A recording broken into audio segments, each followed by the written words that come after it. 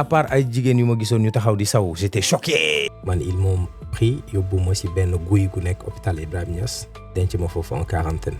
tu sais un jour da nga yëg si kaw seen nga ne artiste bi moo woy turam ba pare di laajte turam. ma ne sama name moo di Edmo après ma ne what's my name. mais tu viens de nous le dire mon ami. mais dama lay dagg. doo ko dagg. dama koy dagg. c'est le pire c'est que j'ai eu des enfants avec Ndiaga.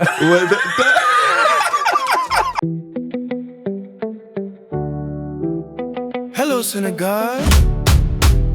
Hello Africa.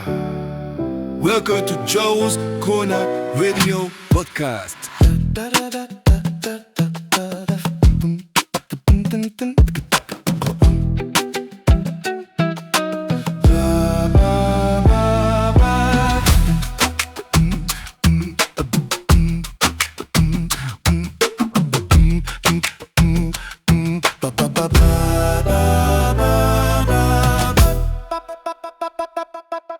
Hey, j'espère que yaa ngi enjoy sa podcast jege sil tuuti ma wax la benn affaire boo amee lépp loo xamante ne si bëgg nga ko fësal fii si Joe's Corner Radio Podcast dañ koy fësal ba mu fës info yaa ngi noonu link ñu tasaare ko léegi nag ma bàyyi la nga eggali sa podcast let's have fun I'm out.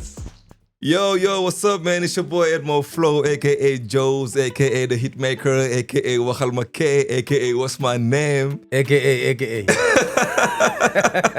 yéen a ngi koy dégg tey dañoo am nag koo xamante ne si ndaanaan la ci ndaanaan yi. voilà donc vraiment ñuy invité tey koo xamante ne si man damay kontaan trop di ko introduire ci Joe's Corner Radio Podcast parce que man ci samay début carrière moom moo ma doon introduire ci li nga xamante ne si mooy ci ay plateforme moom di ma promouvoir tant d'artistes yoo xamante ne si vraiment tey jii ñu ngi def lu doy waar ci Sénégal donc ki ñuy invité nag bu spécial la te kii mooy l'homme de Diourbel kii mooy l'homme de Kaolack aussi kii mooy ki nga xamante ne si mooy Pape Sidi Fall. donc ouais, ça fait plaisir ça. non mais partagez vraiment content ci di la accueillir ci Joe's Corner Radio Podcast. content ci bu baax a baax parce que vraiment tey su ma demee man bay def podcast di la invité yow c'est parce que j'ai beaucoup copié sur toi déjà. non c'est pas vrai. C'est pour la première fois que je vais dans des émissions de podcast. Ah ouais. Et ça fait plaisir. Le plaisir est vraiment partagé. maa ngi lay bàyyi nga nuyul ma sama mbokk yi nga xamante ne si ñoo ñuy seetaan. Salut les gars, j'espère que vous allez bien. On n'a pas le temps, on est sur Internet. Les gens, ils ont besoin de comprendre qu'est-ce qui va se dire, qu'est-ce qui va se faire. Salut, on va essayer de discuter de tout, de rien, de fun, surtout. Je sais pas qu'est-ce qui m'attend. Mea culpa en attendant. Si je dis des bêtises. donc voilà di kontaan déjà di xam ni vraiment ndaanaan comme ni ma ko waxee sànq tey je suis très humble aujourd'hui parce que.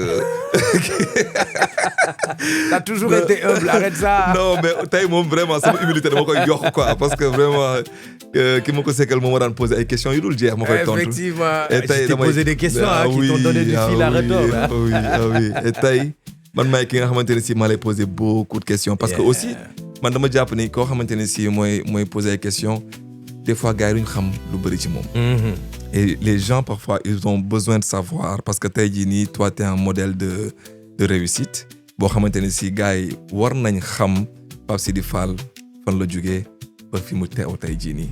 c'est bon à savoir. tu vois je veux dire parce que tey jii nii je pense que tu inspires beaucoup de gens.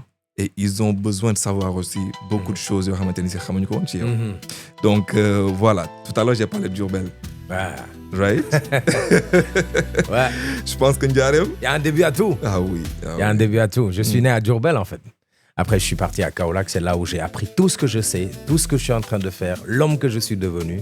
C'est grâce à Kaolack. C'est comme si tu étais là et que ton père dit c'est mon fils. Ta mère dit c'est mon fils.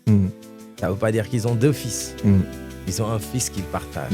Personne ne peut dire que l'autre est plus par rapport à l'autre. Tu comprends un peu?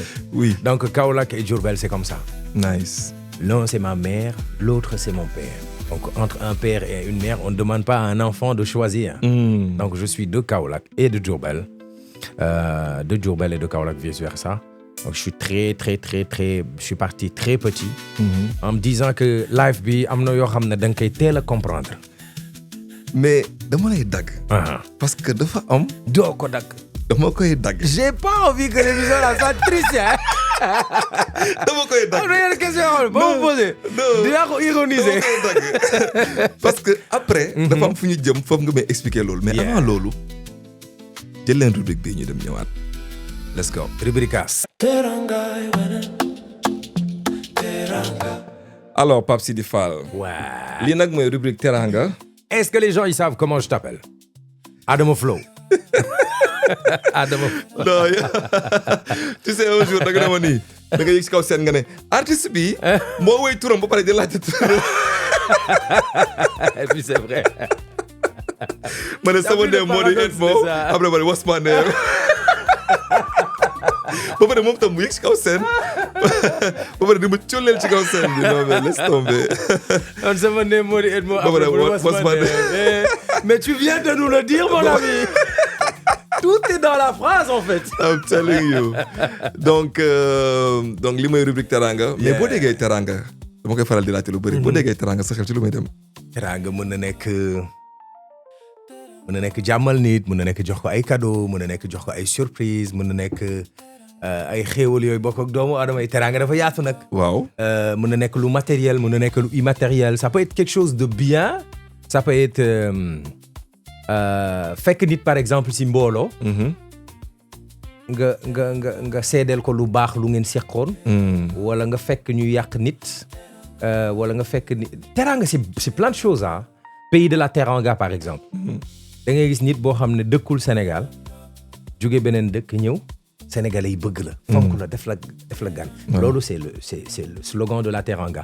après nag am na benn baat boo xam ne dafay tekki yéexal mooy fais vite. yéexal mooy fais vite. waaw wolof la. baatu. dafa yéex. c'est lent. waaw on est d'accord. waaw mais bu la mag yónnee bëgg nga gaaw danaan la yéexal ci li ngay def. Teranga yaa ngi may jàngal. non je te promets. Teranga ça veut dire justement simplement c'est quelque chose qui englobe toutes les bonnes choses qu'un humain peut faire vis-à-vis d'un autre humain. léegi mën na nekk cadeau. mën na nekk wax ju baax. mën na nekk seedeel nit ay mbir yu rafet. ainsi de suite. Teranga dafa yaatu de sëñ bi. mais léegi yow ci biir Sénégal parce que wër nga Sénégal ah. wër nga Sénégal def naa fépp. voilà fan nga gën a sentir Teranga ci biir Sénégal dama koy faral di laajte tamit.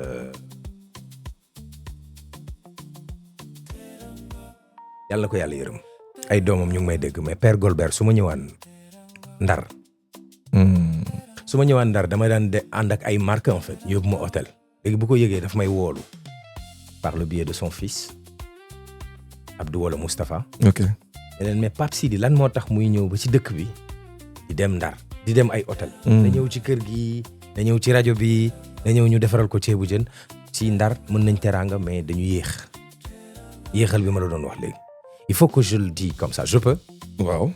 waa Ndar seet leen ci yàlla ku mbokk dama ñëw ak xiif ñu lal midi 16h lañ añ.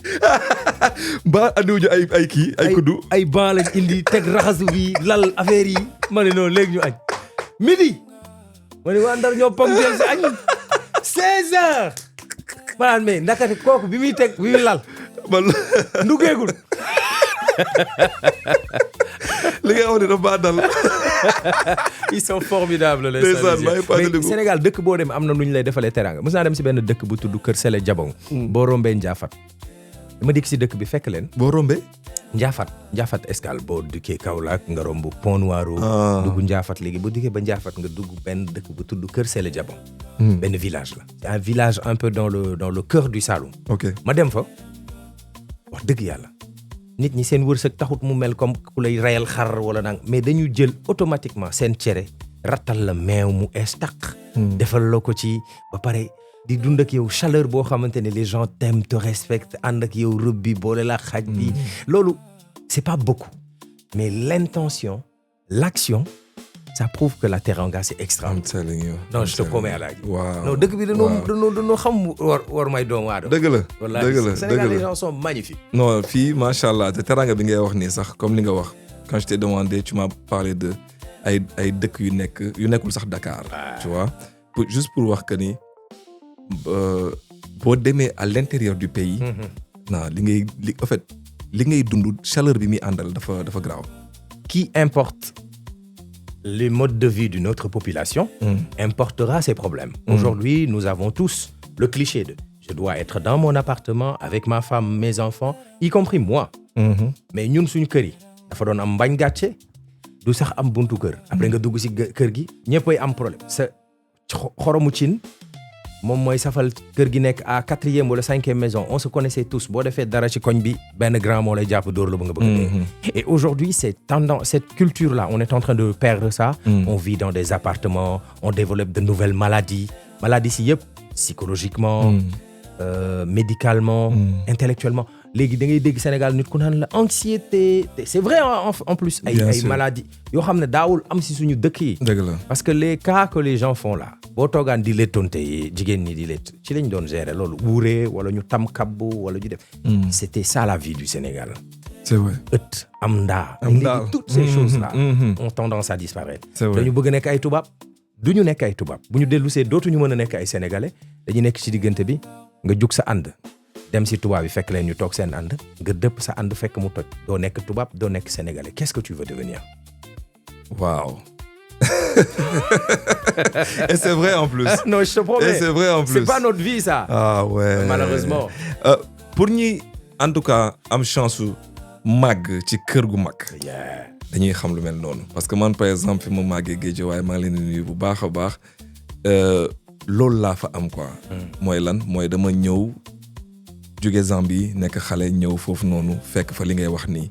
kër bu mag ndaa xam nga ñëpp toog lekkandoo affaire yu mel noonu. donc dafa am lu bëri loo xamante ni si da koy def. c'est ça le Sénégal. ouais c'est vrai. mais cette nouvelle vie qu'on veut adopter. c'est pour l'appât du gain. tu as un terrain de 300 mètres carrés nga tabax ko. yëkkati ko def ko R+4 wala R+5. benn niveau bu nekk nga def fa 2 wala 3 appartements ñaar yu mag ak benn mini studio nga loué ko chaque fin du mois bu nekk indil la 250 000 wala 300 000. Les gens vont venir habiter pour se rapprocher de leur lieu de travail. On perd même la quintessence de la famille, de la teranga sénégalaise. Mais malheureusement am na si dëkk yu bëri surtout à Dakar. Les gens ont tendance à dire bu ñu gisee benn foncier rek dañ naan un potentiel fou. da nga gis benn famille bu nekk si benn quartier bu xaw a populaire sax. gaay naan la sa kër gi toj ko ngeen yëkkati ko dem leen banque def prêt def leen immeuble. Mais cette chose là est en train de disparaître malheureusement dinañ am ñun suñu ay sët di leen nettali Sénégal nii lañ doon dundee. yes dañ naan ñu non. et je pense que commencé na sax déjà. mais des archaïques vous avez été à. Bon. Et commencé na déjà parce que ñun li ñuy waxtaanee nii am na ñoo xam ne tey jii. xamuñu ko. Sérieusement xamuñu ko. je promets Alaaji. mais en dehors du Sénégal. est-ce que am na dëkk boo xamante ne si seen teranga kii na la marqué na la. En dehors du Sénégal. Je peux pas dire un pays européen ou américain wala yeneen dëkk yi mais fu ma gën a amaatee surprise si sama life mooy Guinée-Bissau. ah ouais. ah ouais. Ouais, à part ay jigéen yu ma gisoon ñu taxaw di saw j'étais choqué. genre like. What? J'étais choqué par mon ami. What? mais kii lu muy def nii genre like mais bon. Sérieusement? En ce qui paraît moi j'étais bête en fait. yow loolu la ñu wax. non je te dis. mais man dama ko doon dégg mais musuma ko gis. non moi j'ai vu. waaw dañu jël oto boog Ziguinchor ñu jëlaat oto mu war ñu yóbbu Guinée-Bissau. ok et c'était magnifique c'est un magnifique pays ma dem fekk fa ay sénégalais yoo xam ne ñoom ñoo yor presque économie bi. ñoom ñoo yor par exemple bon les Bissau-Guinéens sont chaleureux. pour te dire li ñuy wax fii nii ci ay kër bi tëju am appartement wala ñoom amul loolu da ngay ubbi si buntu kër néeg bi jàkkaarloog mbedd bi ma ne mais ça lan la mais la chaleur l'humanité tu danses, tu vas à la boîte, tu bois, il y a les filles, c'est compliqué. Il y a que les Sénégalais yi nekk foofu noonu yoo xamante ne dañuy xëy waxtu liggéey nekk ci marché bi di jaayante di ko daw di ko lijjanti et ça fait vraiment plaisir. Mais la population bissau-guinéenne m'a vraiment surpris par rapport ak chaleur bi maam. C'est comme si j'étais à la maison en fait. Ah ouais. Ils étaient vraiment cool. À part choc boobu ma amoon.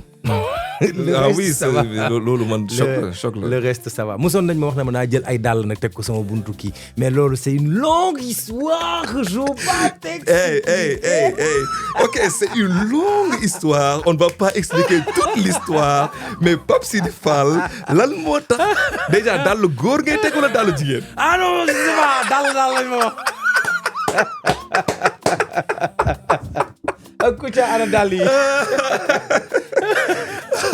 Non, les gens ont compris. Vous avez compris. En tout cas, loolu Guinée-Bissau la. Les gens, vous avez compris, non? Et moi, j'ai entendu dire que Guinée-Bissau, là, quand tu vas là-bas, là, pardon. Vous avez compris? Tu vas mettre chaussures. Je ne sais pas si c'est garçon ou fille, mais tu vas mettre chaussures. Tu vas mettre chaussures. C'est là, c'est bien. Yeah, mais Guinée-Bissau, bon, moi, ce que j'aime, c'est leur musique. J'aime bien leur musique. J'aime bien seen rythme et tout ça. Ba ma demee Ziguinchor pour la première fois, ci laa découvrir seen ay rythme quoi. Mais c'est magnifique. Magnifique. Et puis Ziguinchor, ça fait partie des villes les plus boo waxee Teranga Ndar. Moi je sais pas. Mais les extrémités du pays. Et les gens sont magnifiques. Oui. Ziguinchor, Saint-Louis. Ziguinchor, pour la première fois, j'ai eu un choc. muy taw nit ñi génne seen parapluie di baali man leen ñii fuñ jëm. te dañuy jël yére def ko ci mbuus. ñu ne bu ñuy xaar taw bi arrêté duñ dem. Ah, c'est pourquoi c'est vert, c'est pourquoi c'est joli, c'est pourquoi c'est gentil. Foofu dëkk la. Non foofu da ngay en fait foofu da ngay nekk en contact ak le vrai. Non nitu Ziguinchor mooy baax mooy laabiir. Et puis humanité comme li ma lay wax ci famille yi. loolu dafay am ci koñ bi benn mère boo xamante ne ñëpp a ko respecté. Yes. Mais ils sont respectueux, hein, eux. Non, ils sont formidables. Trop respectueux, correct. Wow, correct. Trop correct. Ça les choque en fait. Casamance, oui, non, vraiment. Ils sont formidables. Machallah. Boo yegsee rek dañ lay wax dañ lay defal étoje wala ñu defal. Ah oui. Loolu lan la. Nous on a un rapport avec la bouffe et ça prouve aux gens que je t'aime, que je te respecte, que je donne le meilleur de moi-même. Dama mës a seetlu benn jour may nelaw sama maam génn na àdduna may mu dugg si biir néeg bi fekk man dama doon xaw ma lan laa doon dem dama doon foo xaw ma mu dugg si néeg bi pour xool ma gis yëg ne mu ngi dégg ma dégg ne mu ngi ñëw rek ma gëm mu ñëw jël mbàcc bi sàng ma. Un petit geste comme ça. Mais ça m'a fait chaud au cœur. Ça m'a fait plaisir, boy.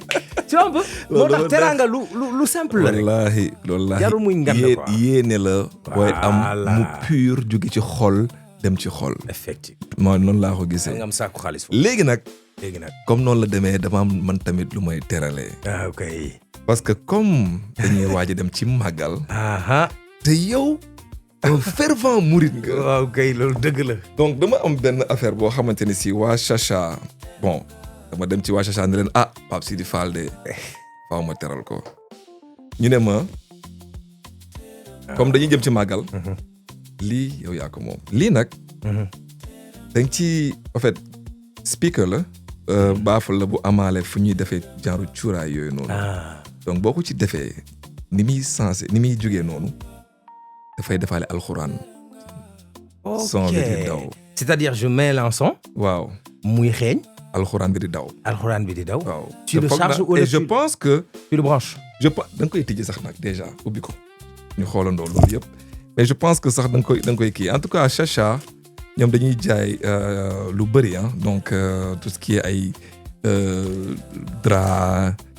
Waouh, en plus la couleur de la boîte et la couleur de l'intérieur est diamétralement opposée. T'as vu? Oh my God. Merci beaucoup à Chacha. By Rosalie. Surtout Rosalie. Ouais. Je sais pas c'est qui Rosalie, mais xam naa mooy papam. Moo tax mu def ko by Rosalie.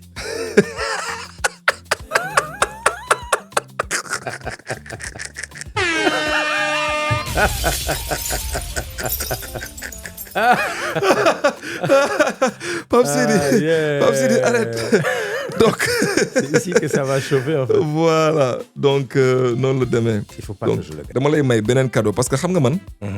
yow say bébé samay bébé lañ. waaw say xarit lañ de yow. waaw dama am benn puzzle nag boo xam ne Happy Hair. la tudd. donc bii pour ñoom la. bii Baye xam Adama naa la ne dinañ ci mën a foo n'est-ce pas. dana dem ne leen ko seen Baye Adama leen ko jox. waaw mu ngi noonu. waaw bii nag Alifa la jógee. ah ouais Alifa je les aime bien. waaw Alifa ñoom ils font tout ce qui est jouet éducatif. ok et inspiré de la culture africaine. boo seetloo ay poupées yu ñuul la ñuy jaay. détails si j'en achète j'en ai beaucoup pour Mambousso. voilà Mambousso am na si yu bari. jeex na taa kon nag puzzle bi maa leen ko may. Mambousso il t'a empêché de partir et t'a donné un cadeau. Reste tranquille. non papa moi je peux pas t'aider. Tu m'as créé des problèmes. léegi merci pour comme waxtaan nañ ci teraanga. lii nag comme waxtaan nañ ci teraanga lii nag moo nekkoon man sama teraanga bi ma lay andil. jërëjëf. comme nag dañuy avancer ci what's good. yow comme da nga ma defal teraanga. man dama dana la defal teraanga xoolal sa wéev après. sama wéev. xoolal baat boobu. dafa kéemaane sëñ bi. xoolal sa wéev da nga dem xooli. Oh my God. Oh my God. C'est la phrase la plus fun et la plus cool de l'histoire. Bu la nit waxee xoolal sa wéev. Mais tu peux pas ne pas regarder. C'est clair. di man xool naa ne waaye gisuma. acca gars yi kon nag léegi ñu dem ci.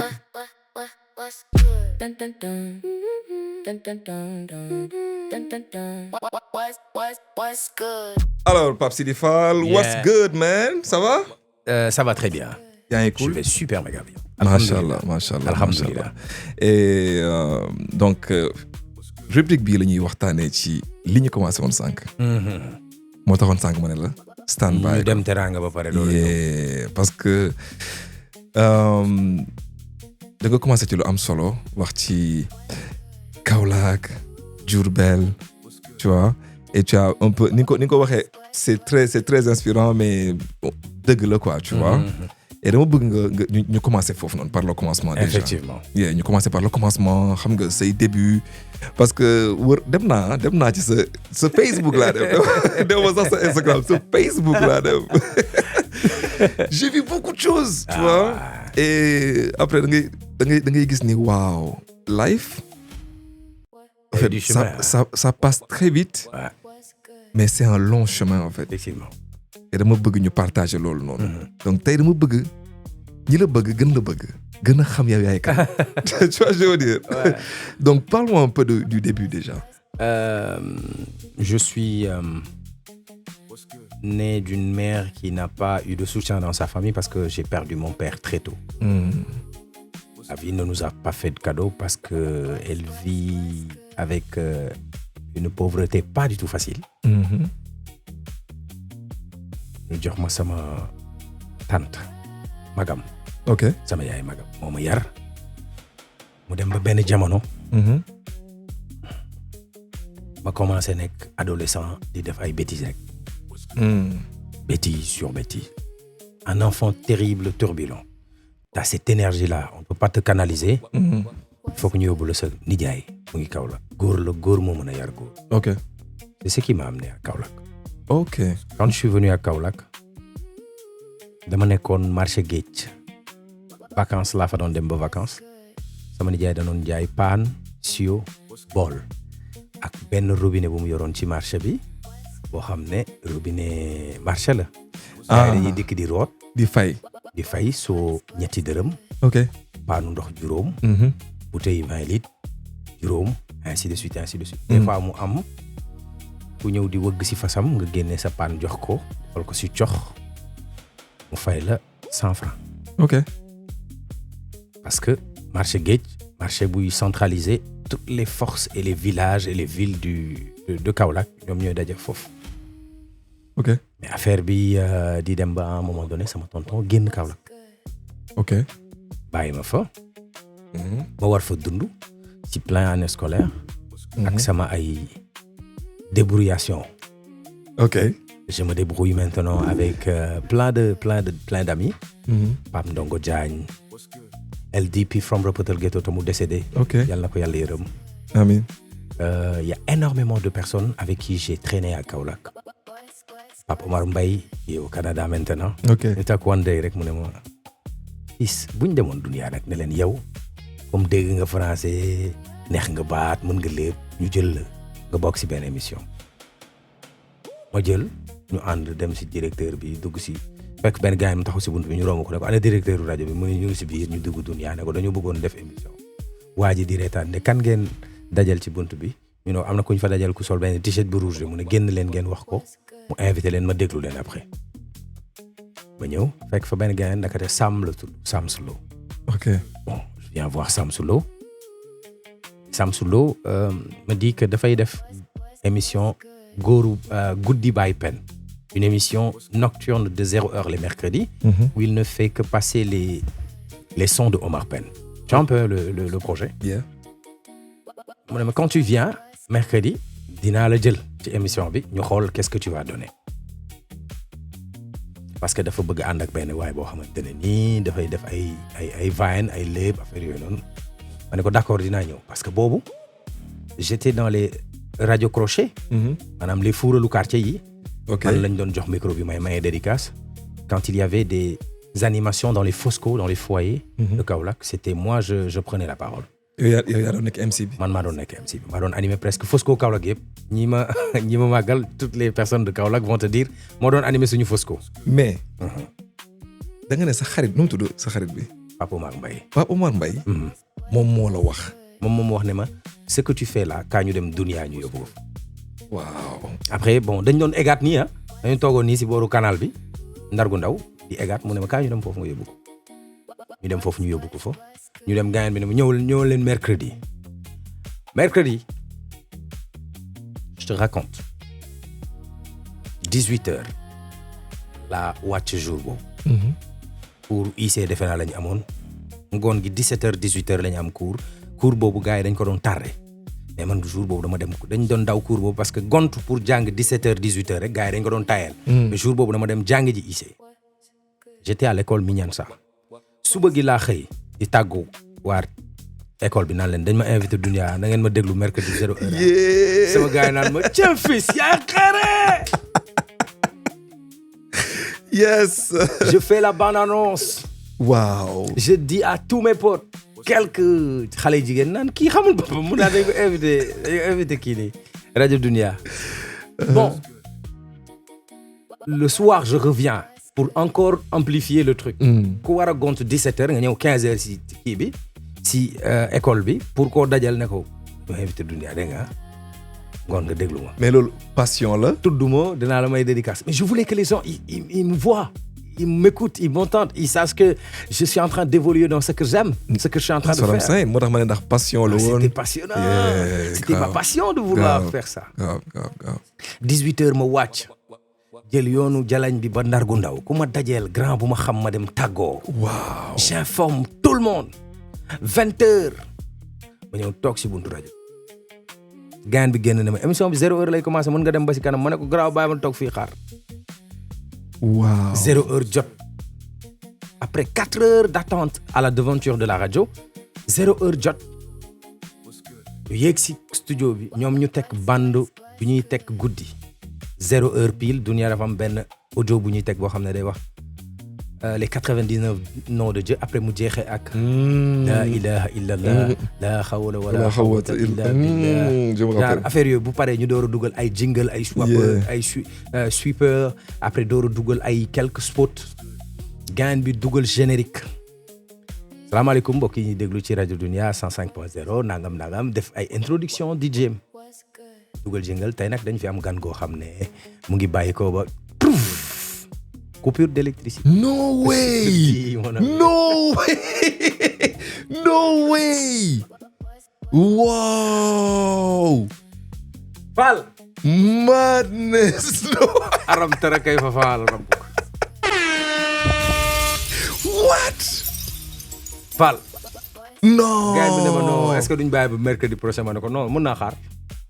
di xaar ba presque 2h du matin émission bi 2h la waroon a jël. Oh my pour un jeune qui doit aller demain à l'école. Oh my ma yegg si jigéen ñi naan kii moo mën a fen may wax mu dem Dunia yow waa Dunia dañ la soxla. J'étais gêné, mal en point. J'avais envie de leur prouver que j'étais là-bas. Il y avait une coupure d'électricité. Sama quelques gars ay ñoom Philippe ay ñoom Pape Camara ay ñoom Tupac gars ay ñoom Pape Sène boy loolu dara nekk ci gars yi dañuy ay jaal ba ñi ma lay wax nii yëpp c'est mes amis c'est avec qui j'ai grandi.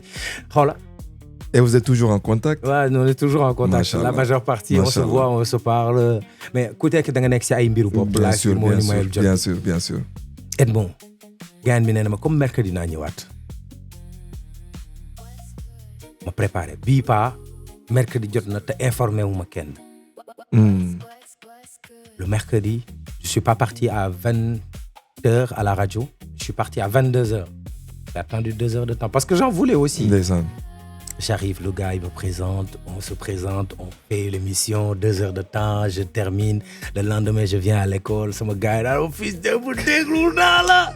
Mais xam nga là où c'est extraordinaire, mooy quand le gars, Samsulo, bi mu ne sëriñ bi yow nuñ lay woowee sa turu DJ lan la.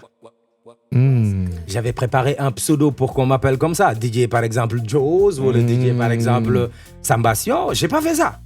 Il me dit comment sa tour naka la. Dama bëggoon tour biñ ma xamee suñ classe waa classe bi xam ne man la. Ma ne ko Pape Sidi Fall. Parce que buñ may rappel classe loolu la ñuy wax Pape Sidi Fall ma ne présent. Je voulais pas donner un autre nom ñu naan du yow ay équivoque yooyu di am. Oui. C'est ce qui est. Kon loolu moo andi. Non, Pape Sidi Fall. J'ai pas cherché à être DJ Ngalangala ou le DJ Roho. Hey. J'avais un nom DJ hein? À la base. Je te raconte une vraie histoire. Kon attends. Pape Sidi Fall ñëwul rek tuddee boppam Pape Sidi Fall même bu fekkee ne lu mooy turam mais parce que dafa am une histoire derrière. Non, c'est une vraie histoire. Waaw. Et puis quand le gars m'a dit yow noo tudd. Nga ne ko. Ma dem ba naan ko DJ ma ne ko bindal Pape Sidi Fall. Comment tu t'appelles mu ne ko t'appelles Moussa. Le commissaire avec le gars. Il me dit comment tu t'appelles? J'ai dit Pape Sidi Fall. Parce que je voudrais que les gens qui m'écoutent, à qui j'avais fait une annonce que j'allais partir à la radio, puissent savoir que c'est moi en fait à la radio. Yes. Je ne suis pas un usurpateur, je suis pas un mytho. Je voulais vraiment que les gens me reconnaissent, surtout mes camarades de classe. Ça c'était à l'échelle micro, hein? Oui. Ou nano même. Vraiment. Parce qu'on était dans un CM, il y avait un peu de harcèlement scolaire. Du coup, suñu benn copain bu nekk 2S en ce moment Bira Ndiaye. Seen kër moo nekkoon kër Bambara yi Ndar gu ndaw. Ok. Man bu ma génnee këram ñun ñaar ñooy ànd dem ba école Jalañ. Ñoom seen kër bu ñu ndekkee ba pare fondé la comme kër Bambara la dañuy teel a yeewu 6 heures du matin wala 5 heures dañuy yeewu ndekki fondé li des daf koy def si benn potu chocolat mooy potu chocolat yi. Léegi bu ko defee man kër Pape Sène laay jógee man ak moom ñooy ànd Pape Sène mooy sama xarit bi dañuy ànd moom mu ut mbuusu dërëm yi. Da ciy ut ñaar wala ñett ma def ko gant. Mais à l'envers. Léegi bu ma dikkee kee mooy indi fonde bi man bu ma dikkee damay dem si kii wal tigedege bi ma ñaan ko mu may ñu ma dugal sama loxo luqat si tigedege si paroi yi li des mooy buy dégouliné ba pare ñu luqati ko après génnee affaire bi fii tëj ko yóbbu tigedege bi paate LDP rëppatal ghetto moom moo doon jugee Jalañ bokkuñu woon side bu ñu jugee moom moo doon jugee Jalañ bu jugee Jalañ day jël par exemple benn juróom wala fukki dërëm ça dépend si lu mu am si mois. mu jënd si booy taalibe yi suukar yi ñu leen di sarax.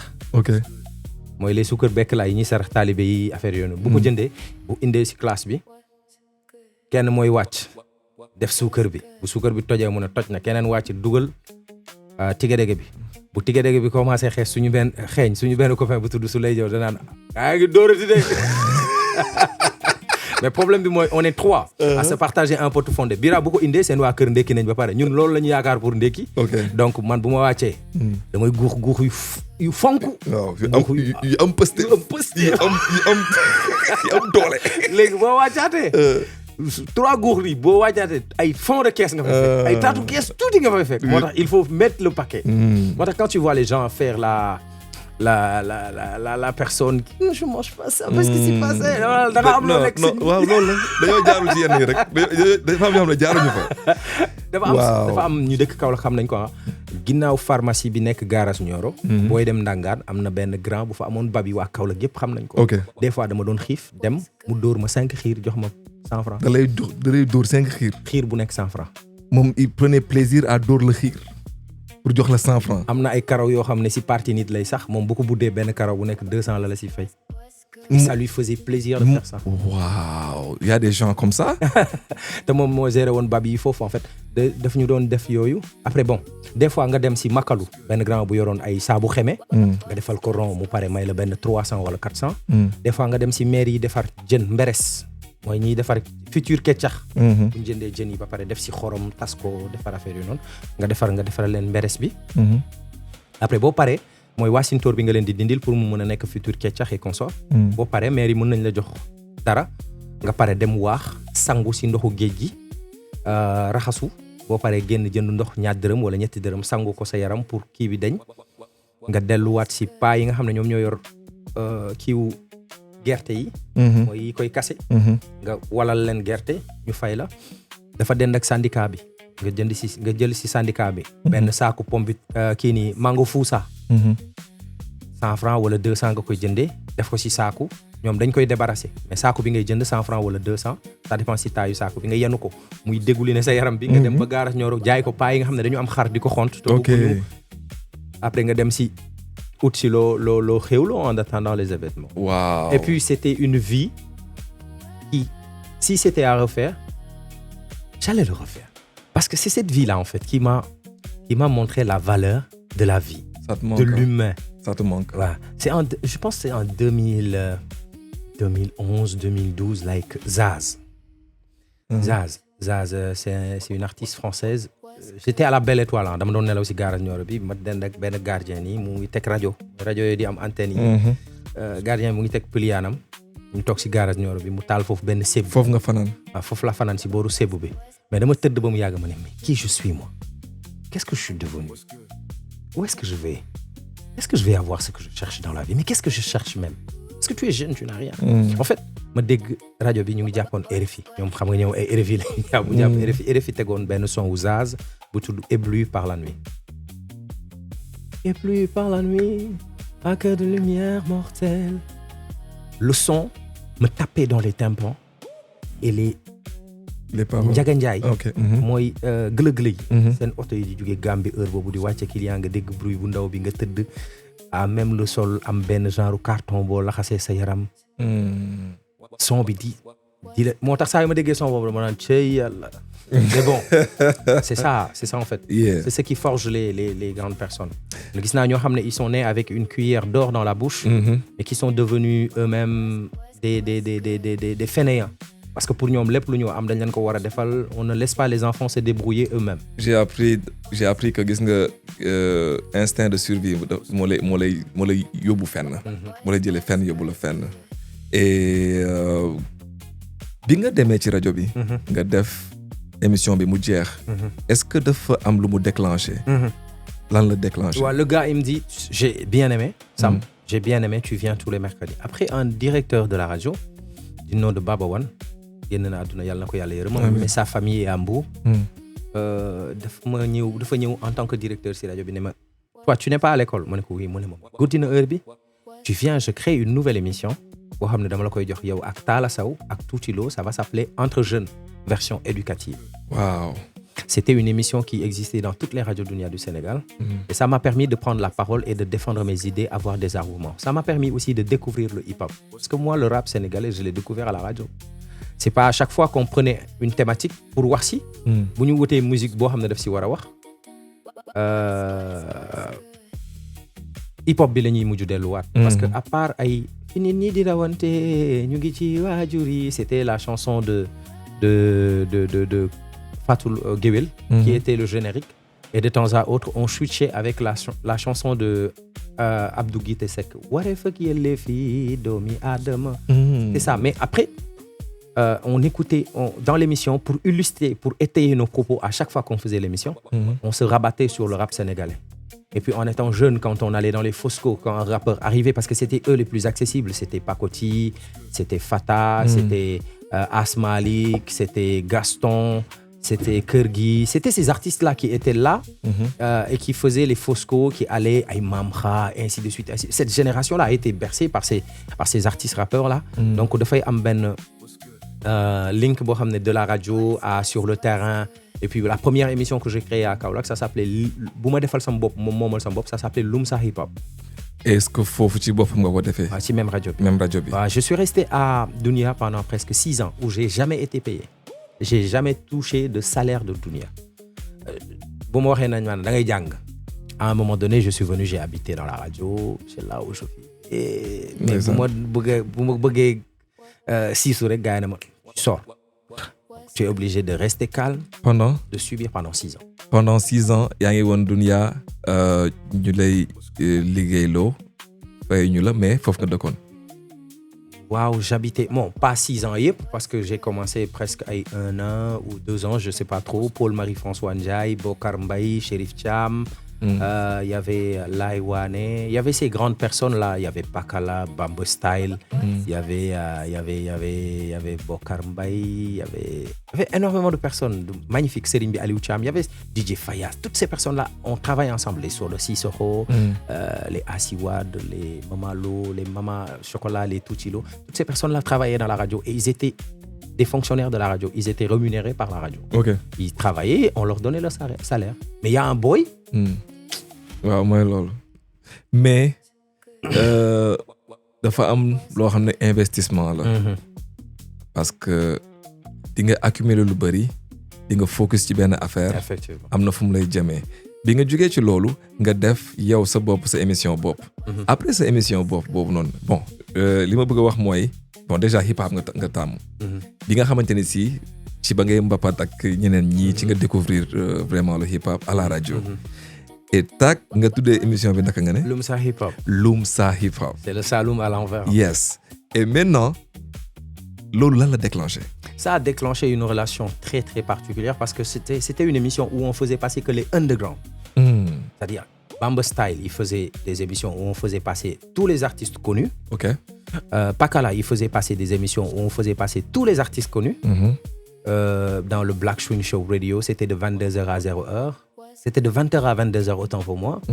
Bamba Style, c'était de 14h à Nanani Nanana, si c'est ce genre d'émission-là. Okay. Moi, on me donne le jeudi de 14h à 15h. Première émission de télé, 14h, 15h, jeudi. Aroumed.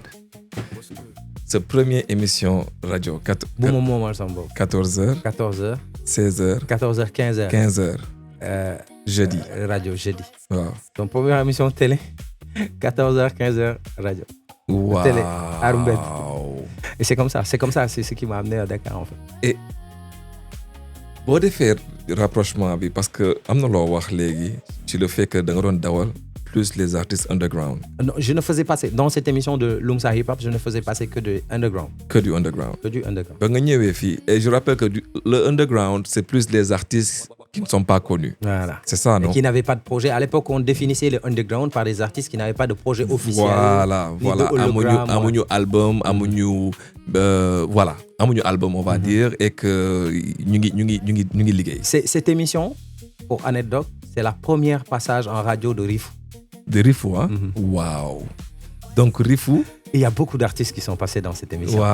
Wow. Et donc ñu jógee foofu tàkk mais est-ce que parce que j'ai vu que da nga def benn rapprochement bi jógee foofu tàkk nga ñëw ci Aaru Mbedd mais est-ce que noonu la demee. Non parce que après am na tout parce que. am na yeneen live maanaam sama première émission radio bu ma moomal sama bopp. Lumsa Hip Hop jeudi 14h 15h la. Waaw. C'était pour le underground. Mais par la suite je suis resté à Dunia, j'ai gravi les échelons. J'ai animé, en plus de l'émission de hip-hop, j'ai animé le Black Swing, l'émission que faisait Pakala quand il est parti, avec aussi Ndiaye Mendiaye qui était là-bas.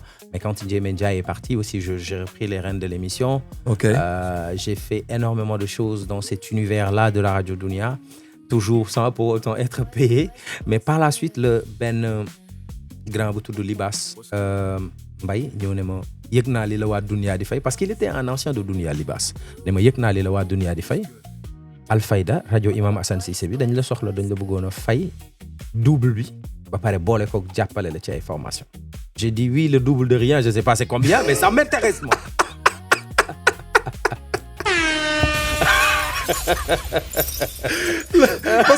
parce que bi mu ne yëg naa ni waa Dunia li lañ lay fay je me suis dit lan lañ koy fay.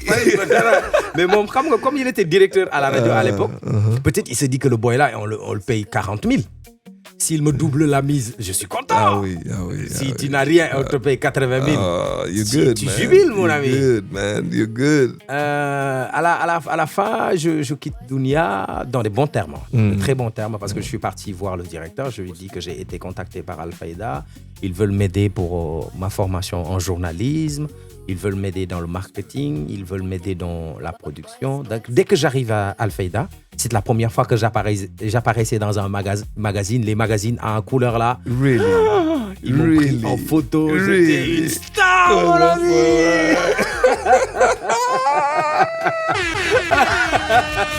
J'arrive à Al-Fayda, on me donne une chambre.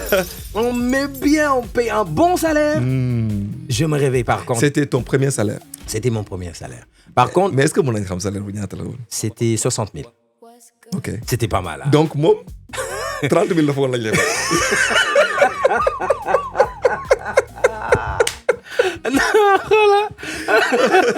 C'était 60 000, mais après j'ai gravi les échelons. Defe naa bi may jógee Al-Fayda yegg naa ba ay 80 000, 90 000. Ah, j'étais Nice. je faisais partie des top. Hein. Jëlal loolu. Ah non, je te promets. Attends. Tu faisais partie des top. Donc, 80 000, tu as dit, ou 90 000? Ok, je vois. Bon, Wow. pour une radio, à qui on donne 30 000 pour Dialale, par exemple, beaucoup de publicité. La radio doit avoir des charges salariales, de l'impôt à payer, Yes.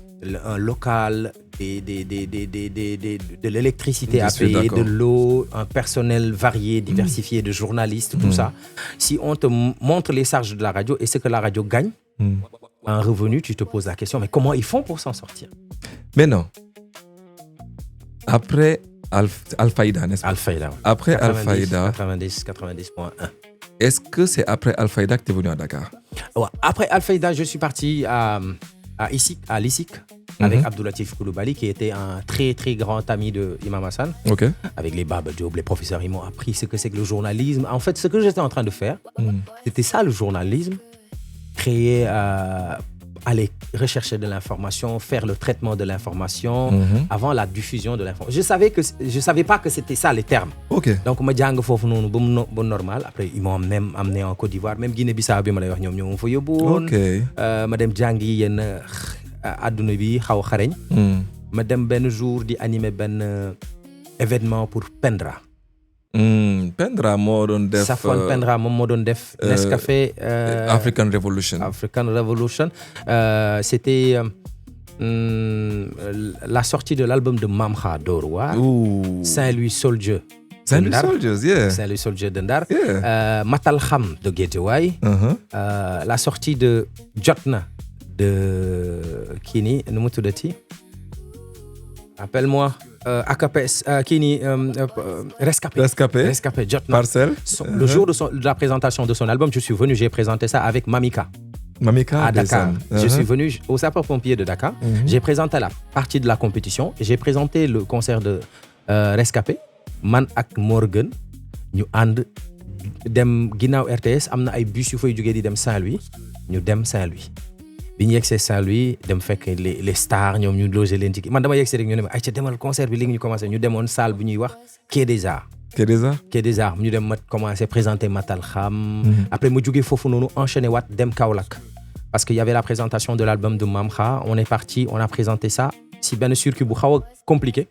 Ma présenté foofu ba pare après le lendemain ñu jóge fa dem présenter benn battle bu waroon am ci compétition bu waroon a terminer entre X-Press et N-Sense à Diourbel. C'est là où j'ai rencontré Mass Black Diamonds qui m'a regardé être sur scène affaire bi di yëngu xam nga man des fois bu ma nekkee sur scène le Pape Sidi que tu écoutes à la radio ou que tu vois à la télé c'est pas le même Pape Sidi sur scène parce que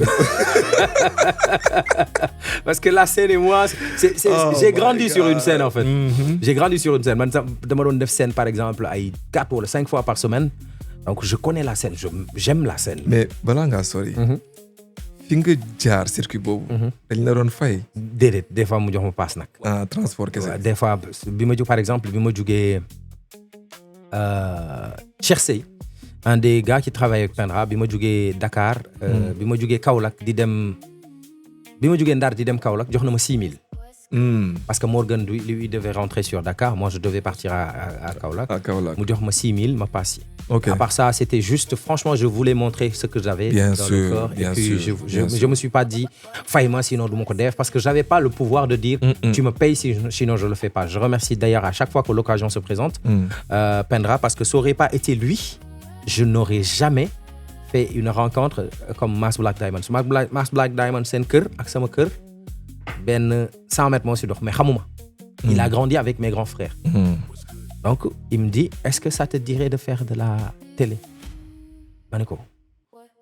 Boutique mbag borom boutique mbag bo gis. Magasin nek ci xol bi. Dako amagut. Mu ne ma appelle-moi lundi. Mass bu Black Diamond. Waaw. Ma dem Tamba, après jóge Tamba ñëw fii nii Dakar. Am benn festival bu fi amoon. Exidex moo présenté woon sur scène. Après ma dellu. Le lundi j'appelle Mass. Il me dit, waouh, léegi je vais en parler avec les gars. Pendant 1 an may woo Mass. saa yi ma woowee Mass mu ne ma xaaral des fois ma woo ko du jël des fois ma woo ko mu jël des fois mais may nekk di nourrir la flamme de ça. Je voulais pas être trop encombrant, trop insistant, mais des fois dama doon kaso quoi. Ma toog ba mu yàgg mais Mass bi mu demee ba mu leer ko ni mu ngi waaj a dem TFM Mass woo ma ne ma ñëwal léegi dañ la defal contrat de test 3 mois bu baaxul ñu bàyyi la. J'avais la vie de luxe à Kaolack, je payais pas l'eau, je payais pas l'électricité, je payais pas le loyer, j'étais bien payé, j'avais pas besoin de grand chose, j'étais aimé, j'étais connu, je faisais une émission très bien suivie par tous les Kaolackois, j'avais des événements, on me payait bien, des voix off. Mu ne ma givable loolu yëpp nga ñëw Dakar, tu recommences à zéro. Ah, d'accord. Je viens à Dakar. Mass dem Ala Ndiaye yëg ne Mass moo ma fi indi mu ne il va voir. xaw ma 4 mois ma nekk ci télé bi ñu sànni ma Origine FM. À l'époque je faisais des bols d'off. Je me rappelle de ça. Je faisais njaru noppi ak bol d'off. Origine FM def nañ fa benn émission. Voilà. Je me rappelle de ça. Il y avait Sacha, il y avait Hervé, il y avait DJ Habib MVP, il y avait Big John, il y avait toutes ces grandes voix. Donc c'est comme ça que tu es venu à Dakar. C'est comme ça que je suis venu à Dakar. Maintenant, à Rumbed, moi j'étais venu pour faire de la télé. Elle a dit non, tout ce qui est Mass là, ça ne capte dégager. Il était fâché. Ok. Mais un jour, je suis à la radio, je parle. Bienvenue, you're listening to the best radio voice 98.9.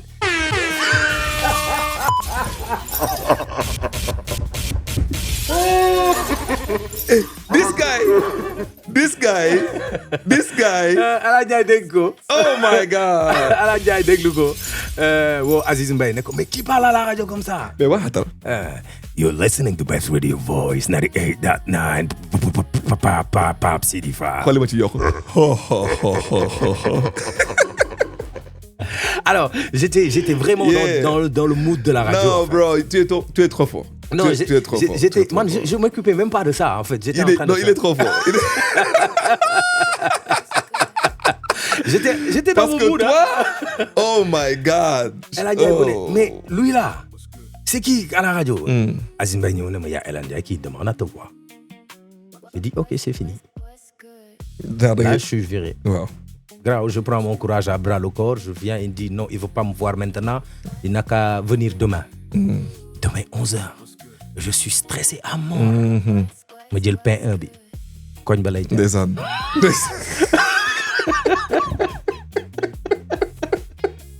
Tu connais? C'est que lui, les galères dont il parle là. Tu connais? J'étais en contact avec les mêmes galères. mu yóbbu ma ba kii bi nu mu tuddati mooy fi muy terminé noonu mooy Kaolack xaw ma kii. Fële. terminus bi Leclerc. waaw Leclerc. waaw ma yegg Leclerc Ndiab dugg 2S. xaar. Après Alaaji ne ma ñëwal. C'est toi qui faisais le truc de la radio là. Ma ne waaw mu ne ma même pourquoi on te donne pas les voix off que tu nous les fasses et qu'on sort. Ma ne ko même parce que personne. Voilà, je sais pas, je vais te mettre en rapport avec Thiandoum.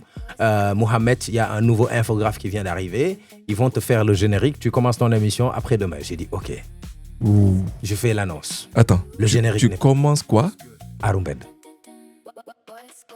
Waouh. Le 9 février 2011. Et toi? 2012. Et toi, quand tu partais, tu étais stressé. Tu vois, tu étais là pour... Non, je pensais qu'il allait me virer en fait. Parce que la première rencontre qu'on a eue, il me dit, je ne peux pas te payer ce qu'on t'a dit. Tout ce que je recevais, c'était pour faire un truc pour ma mère à Diourbel, un truc pour ma famille à Kaolack. Yeah. Et le peu de choses qui me restaient, c'était pour Kolo Kolo Guy, des fois nous tek chain, des fois nous dunduzi, des fois c'est fort. Tchol, des fois du Tchol. C'est fort. Donc, c'est comme ça que tu commences Arumbed. C'est comme ça que je commence à Arumbed. Mais le jour de l'émission, le générique n'est pas terminé. C'est pas officialisé. Ouais. Chandoum me dit, c'est pas grave, on a déjà fait une annonce, on commence.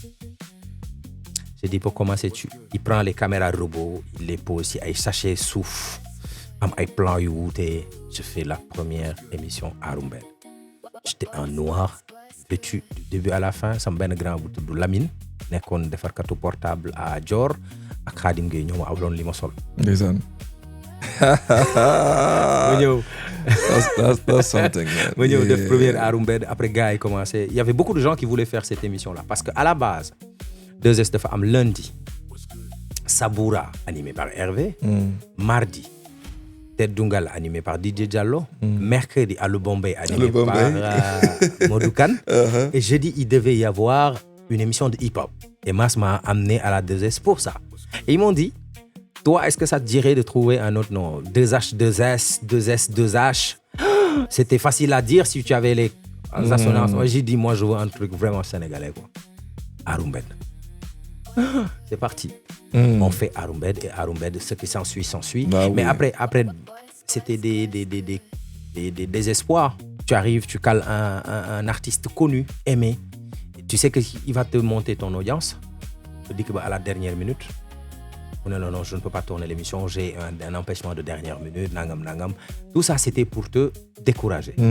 Et je ne voulais pas rester vraiment cloîtré dans le studio, je voulais sortir avec des caméras. Des fois, on va retourner, nous le bayal, nos caméras et des filles. Et là, j'arrive à faire un raisonnement. Je me dis, whatever, je vais tourner des émissions et je vais donner un contenu chaque jeudi à la télé. Yes. Chaque mardi, je vais leur donner un contenu. Pas Modou Mbaye, Rakou Modou Mbaye, me donne monter émission bi. Tu lui donnes l'émission qui xam na lu may wax Badou Samba Sion. ànd nañ tournée ji ba yàgg. da nga koy jox émission mardi. mu daggal la ci bande-annonce nga commencé publier. jour émission bi 14h lay commencé montage bi. maanaam nit ñi dañuy seetaan première partie dugal clip nga foog ne ñun dañu baax fekk parewul montage bi. What? Bon waaye mu naa la bul stressé lii day jaal xool. day lancer exportation bi 87.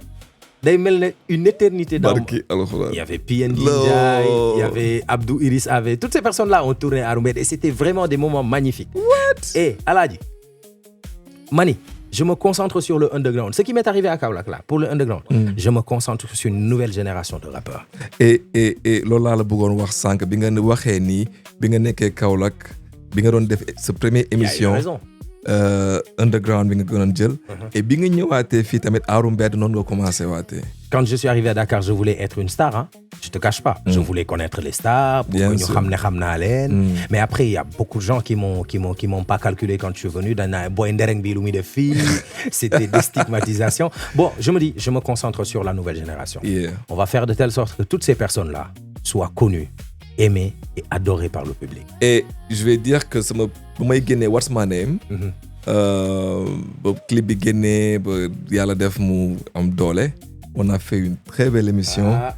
Je me rappelle une des 15 la woon. ci benn salon de coiffure mooy bu Baye Soleil. Effectivement. ñu ñëw def une très belle émission ensemble. Et puis, moi, je ne sais pas pour cette nouvelle. Par exemple, Arumbed est resté 2 ans sans exister.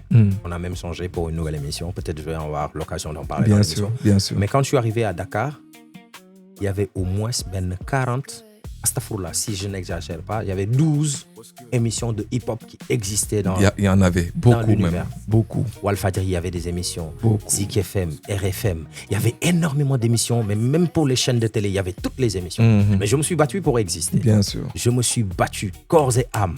Si tu me bats à la télé parce que tu as plus de logistique, tu es plus respecté, tu as plus de décor, plus de nangam, moi je sais où je vais te battre. Je vais te battre dans des zones où tu ne veux pas. Moi je vais te battre dans des zones où quand on arrive sur scène, je ne me contenterai pas de dire Edmo se prépare, Modou est appelé sur scène. Moi je fais vraiment du show. Yes. Par exemple, je me présenter un graduation day. El Malick Ndiaye ñëw. Et pour l'introduire, je le présente, tout ce que je fais naturellement. Il y en a qui ont dit, Pape Sidi, li nga wax sama yaram bi daw na ci man ñi xanaa dañ may door a découvrir. Moi, je présente bien. I like that. Say it again. Waxaat ko.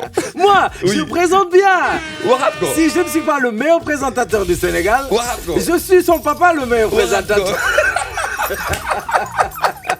Yo, this is what I like. Hey, guy, no, dama like Pape Sidi Fall. Hey, ñu ngi dem, ñu ngi ñëwaat léegi. Let's go. Let's go. Hello, Senegal. Hello, Africa. Welcome to Joe's Corner Radio Podcast.